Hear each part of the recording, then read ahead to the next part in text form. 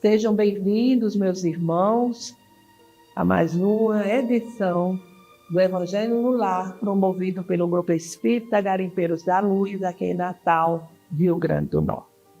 É com muita alegria que retornamos para o nosso encontro, o encontro da família com Jesus. E a participação e a realização do Evangelho no Lar é como se fosse um ponto de luz que nós levamos para as nossas vidas. A oportunidade de estudo, de prece, que vai fortalecer os nossos laços com o alto. Por isso a gente apela, inscrevam-se em nosso canal, participe, comente, compartilhe, porque assim a gente está contribuindo para a paz e fraternidade em nosso lar e que pode se expandir a outras pessoas do nosso relacionamento, né? Vizinhança, a cada que faz o Evangelho no lar, acende luz que ajuda a vizinhança, que ajuda a rua e vai exatamente nos ajudar a ficarmos fortalecidos, a fim de que os dissabores das influenciações obsessivas não ocorram. Então vamos colocar água no recipiente, não vamos esquecer, porque essa água será purificada durante a nossa reunião de estudo pelos guias espirituais, certo? Então, nós estamos hoje, é o dia 19, dia 19. O mês de abril é um mês dedicado à codificação. Ontem, 18 de abril, é o dia da codificação do Espiritismo, né? Normalmente, as casas espíritas oferecem atividades, palestras, orientações esclarecedoras em torno desse evento, um Consolador prometido por Jesus, que chegou para nos dar orientação, ensinamentos e, sobretudo, nos mostrar o caminho para alcançarmos a vida plena. Então, meus amigos, vamos fazer a nossa leitura preparatória, livro Pão Nosso, e foi ditado pelo Espírito Emmanuel a Chico Xavier. A lição, ou a mensagem, melhor dizendo, é a 170. A língua. A língua também é um fogo. Tiago, capítulo 3, versículo 6. A desídia das criaturas justifica as amargas considerações de Tiago em sua epístola aos companheiros. O início de todas as hecatombes no planeta localiza-se quase sempre no mau uso da língua. Ela está posta entre os membros qual leme de embarcação poderosa, segundo lembra o grande apóstolo de Jerusalém. Em sua potencialidade permanecem sagrados recursos de criar, tanto quanto o leme de proporções reduzidas foi instalado para conduzir. A língua detém a centelha divina do verbo, mas o homem, de modo geral, costuma desviá-las de sua função edificante, situando-a no pântano de cogitações subalternas, e por isso mesmo, vemos-la à frente de quase todos os desvarios da humanidade sofredora, cristalizada em propósitos mesquinhos, à míngua de humildade e amor. Nasce a guerra da linguagem dos interesses criminosos e insatisfeitos. As grandes tragédias sociais se originam em muitas ocasiões da conversação dos sentimentos inferiores. Poucas vezes, a língua do homem ha consolado e edificado seus irmãos. Reconheçamos, porém, que a sua disposição é sempre ativa para excitar, disputar, deprimir, enxovalhar, acusar e ferir sem piedade. O discípulo sincero encontra nos apontamentos de Tiago uma tese brilhante para todas as suas experiências. E quando chega a noite de cada dia, é justo e interroga a si mesmo: terei hoje utilizado a minha língua como Jesus utilizou a dele? E reflexão, né?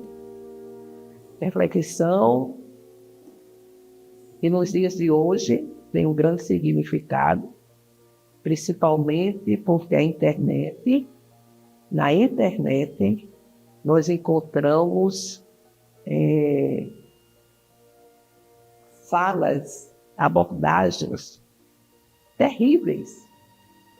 As pessoas denegrindo o seu semelhante, fazendo críticas desconstrutivas, fake news, algo criminoso. Então, está mais do que atual essa abordagem do apóstolo Tiago com as reflexões de Emmanuel. Bem, meus amigos, façamos a nossa prece inicial. Momento de elevarmos a nossa mente, os nossos corações ao Altíssimo, nos conectando com o bem, as esferas do bem do universo. Jesus, Mestre e Senhor de nossas vidas, pedimos a vossa bênção e a proteção nesse momento em que queremos iniciar o estudo do vosso Evangelho. E o estudo de hoje toque os nossos corações, nos auxiliando em nossa transformação moral. Fica conosco, Jesus, agora e sempre. Que assim seja. Bem, meus amigos, nós vamos dar continuidade às nossas reflexões evangélicas a partir do Livro da Esperança, que foi ditado pelo Espírito Emmanuel, através de Chico Xavier, onde ele apresenta as suas reflexões com base no Evangelho. Então, hoje nós temos, na construção do futuro, respondeu Jesus: o meu reino não é deste mundo. Jesus, registro de João, no capítulo 18, versículo 36. E Emmanuel selecionou também do Evangelho segundo o Espiritismo. Todo cristão, pois, firmemente crê na vida futura. Mas a ideia que muitos fazem dela é ainda vaga, incompleta e, por isso mesmo, falsa em diversos pontos. Para grande número de pessoas, não há a tal respeito mais do que uma crença balda de certeza absoluta, donde as dúvidas e mesmo a incredulidade. O Espiritismo veio completar nesse ponto, como em vários outros, o ensino do Cristo, fazendo quando os homens já se mostram maduros bastante para aprenderem a verdade. Ou seja, Jesus, ele chegou à Terra, né, como num momento de muitos conflitos, num momento de muita injustiça, muita dor, muito sofrimento, muita exploração, desigualdade. Mas os judeus, eles aguardavam um Messias que viesse instalar o seu reino, mas com a ideia do reino material, e viesse dar a eles o poder, e viesse à frente do seu exército, guerreando, dominando, para substituir os romanos. E quem sabe, fazer igual ou até pior o que os romanos faziam. Mas Jesus chega e diz, mas meu reino não é deste mundo. Não é uma construção material, uma construção efêmera, passageira. Jesus veio estabelecer o seu reino, mas o seu reino de amor. Um reino que vai muito além das fronteiras materiais. E isso eles, os judeus, não aceitaram, não compreenderam, mas que Jesus permaneceu na sua missão e vem exatamente nos trazer uma outra visão de realidade centrada no espírito mortal, que vem do mundo espiritual, e aí ele volta e nesse mundo espiritual ele vai se posicionar, se projetar de acordo com o que ele executou, vivenciou. Ou seja, Jesus veio nos mostrar que é uma outra realidade o seu reino. Seu reino que veio nos ensinar que a construção desse reino começa aqui, na construção interior, a construção do coração de cada um de nós. Quando a gente estabelece as bases do bem, as bases do amor. Mas os judeus, eles não concordaram. Eles queriam a supremacia de sua raça e, orgulhosos como são até hoje, eles não aceitavam que a sua posição não fosse de dominação. Afinal de contas, tinha sido o povo escolhido.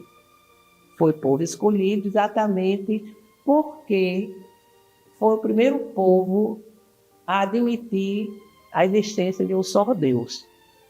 E receberam dos profetas as mais profundas lições, mas que eles não tomaram consciência. O orgulho e a vaidade está aí até hoje, porque são um povo escolhido por Deus, e assim eles devem prevalecer, eles devem dominar tudo ao seu redor. Mas esse reino, essa contingência existencial, ela não se restringe só a eles, ao povo de Deus, como eles diziam, né? E foi por isso que eles não aceitaram Jesus, não aceitam até hoje. Tem ramificações do judaísmo que não pronunciam nem o nome de Jesus. E, no entanto, o Jesus, na sua mensagem, é uma mensagem que é uma mensagem que está voltada para a vida futura. Na condição de cada humano, de cada criatura humana, ser um espírito imortal, que vai construindo o reino de Deus a partir daqui, quando desperta e internaliza os seus ensinamentos. E Emmanuel, veja o que ele nos diz, analisando o contexto da humanidade. Ele nos diz o seguinte: esperavas pelos irmãos do caminho, a fim de entregares a construção da terra melhor, e quedastes, muitas vezes, em amargoso desalento, porque tardam a vir. Ou seja, em nosso processo reencarnatório, a gente esperava outros companheiros do caminho que tinham exatamente se envolvido, se comprometido com a construção de uma terra melhor. Mas esses companheiros tardam a vir, porque é tal coisa. Através do livre-arbítrio, nós tomamos essa ou aquela decisão. Muitas vezes, nos desviamos do caminho. Aquele caminho estava traçado. Desculpem. Estava traçado para cada um de nós. Observa, porém, a estrada longa da evolução, para que o entendimento se pacifique. Milhares deles são corações de pensamento verde, que te rogam apoio, e outros muitos seguem trilha adiante, inibidos por névoas interiores que desconhecem. Ou seja, são pessoas de pensamento verde, pessoas imaturas, que ainda não alcançaram essa verdade moral, essa verdade cristã. Repara os que se renderam às lágrimas excessivas. Choraram tanto que turvaram os olhos no mais divisando os companheiros infinitamente mais desditosos a lhe suplicar auxílio nas vascas da aflição. Companheiros que por muito tempo, vamos assim dizer, renderam, através do sofrimento, as lágrimas excessivas. E que de tanta dor, tanto sofrimento, de tanto choro, não mais conseguem enxergar aqueles amigos desditosos que estão ali a suplicar ajuda. Contempla os que passam vaidosos sem saber utilizar construtivamente os favores da fortuna. Eles, nossos irmãos, que estão na experiência difícil da fortuna, da riqueza, e que de uma forma orgulhosa, egoísta, não conseguem ver além dos próprios interesses.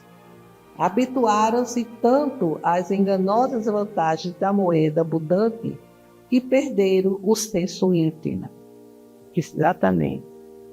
A fortuna, a riqueza, cegando esses nossos companheiros que perdem a oportunidade abençoada de utilizar esta condição para beneficiar o seu próximo. Enumera os que se embriagam de poder transitório. E como eu tenho. O poder do dinheiro, o poder exatamente do mando, ele embriaga realmente. E as pessoas ficam entorpecidas. Não conseguem enxergar os valores morais, os valores cristãos. Abusaram tanto da autoridade que caíram na exaltação da paranoia sem darem conta disso. Relaciona os que asseveram amar, transformando a afetividade no egoísmo envolvente. E como tem? Que em nome do amor se mata, em nome do amor se persegue, escraviza. O amor, como diz Joana de Ângeles, ele liberta, ele libera. Porque quem verdadeiramente ama quer o melhor do outro. Quer que o outro seja feliz, se realize, mesmo que não esteja ao seu lado. E, no entanto, temos visto cada vez mais pessoas matando, destruindo, levando dor e sofrimento a inúmeras pessoas, porque quando se age de uma determinada forma com a dita pessoa amada, o sofrimento dela se projeta para a família, para os amigos.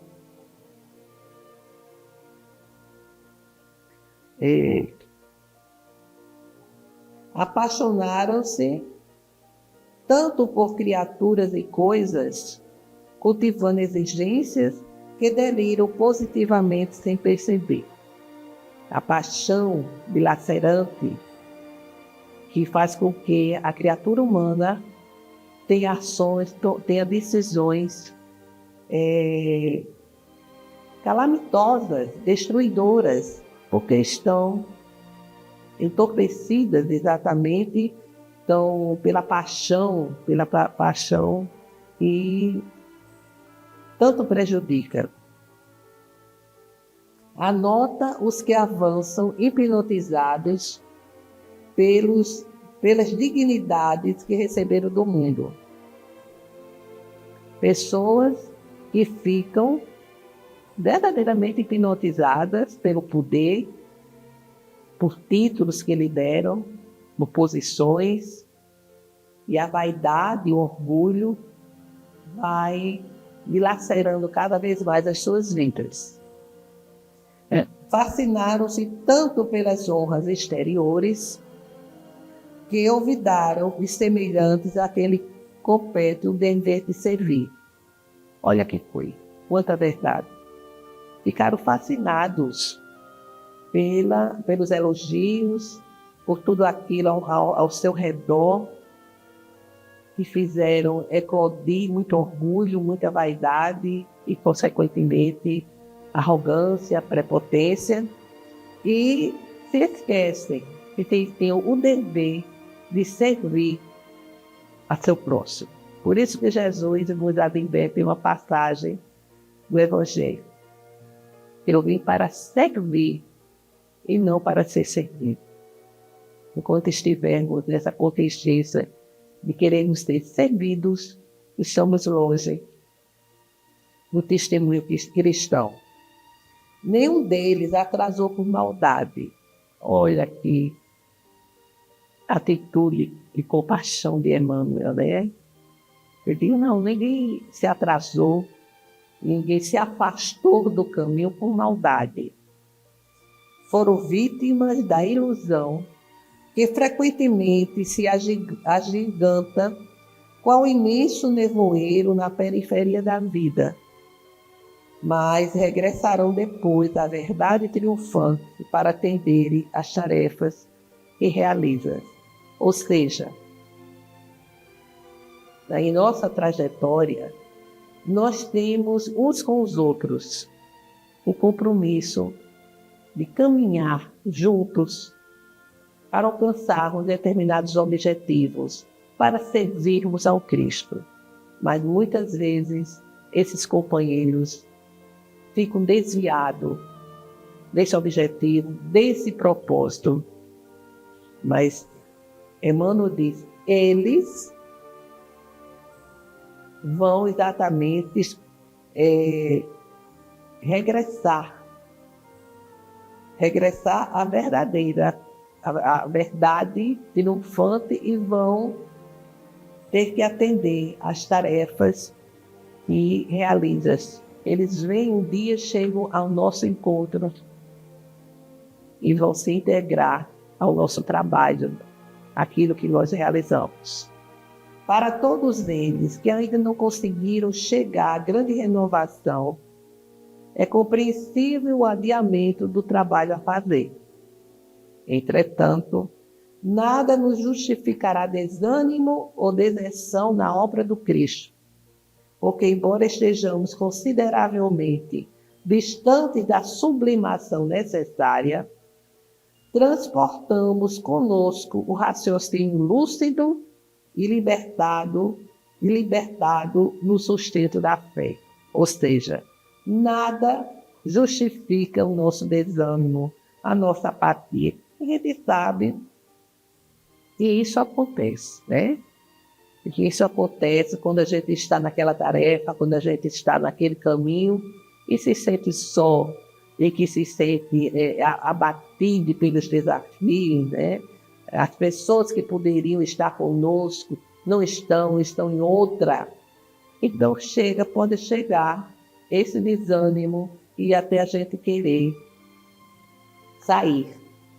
Na casa espírita a gente vê muito o desânimo que chega, a pessoa que sai por alguma dificuldade, por algum dissabor, e Emmanuel nos adverte. A obra é do Cristo, não é daquela casa espírita. não é desse ou daquele dirigente, ou companheiro. A obra é do Cristo.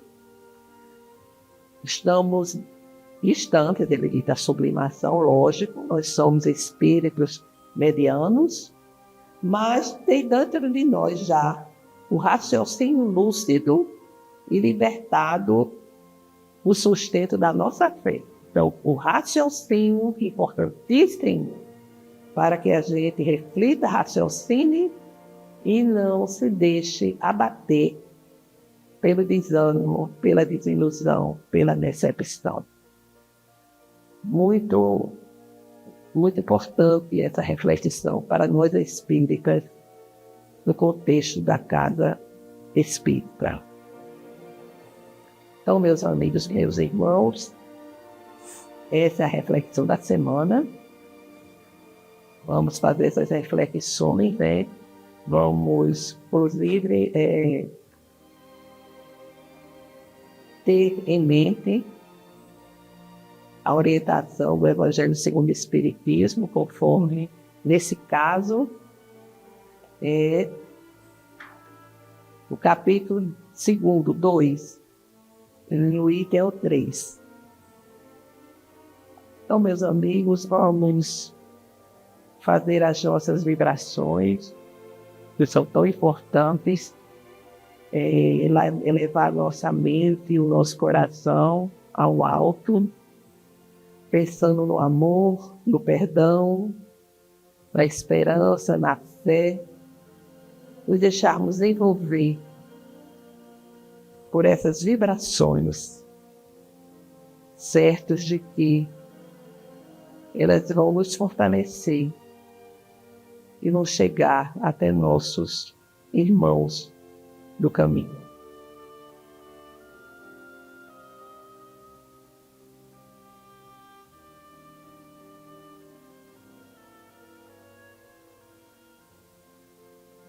Jesus amado, que os nossos pensamentos de amor sejam direcionados a todos que sofrem, encarnados e desencarnados, seja por dificuldades materiais ou espirituais, para que sejam amparados e esclarecidos em suas dores, recebendo de vossas mãos o remédio salutar.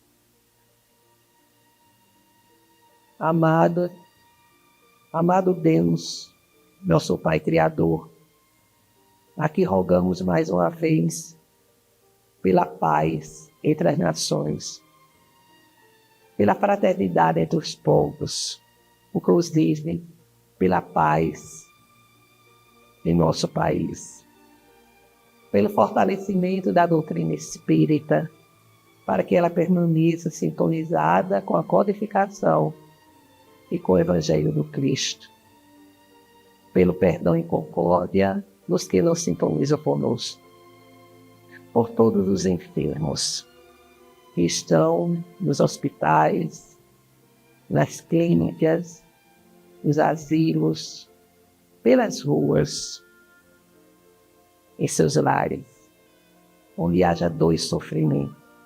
Rogamos por esses nossos irmãos, para que encontrem o lenitivo para suas dores e, se possível, a cura. Pelas famílias, para que o Evangelho do Cristo chegue aos lares, levando harmonia aos corações. Façamos uma breve pausa para que cada um apresente as suas rogativas específicas.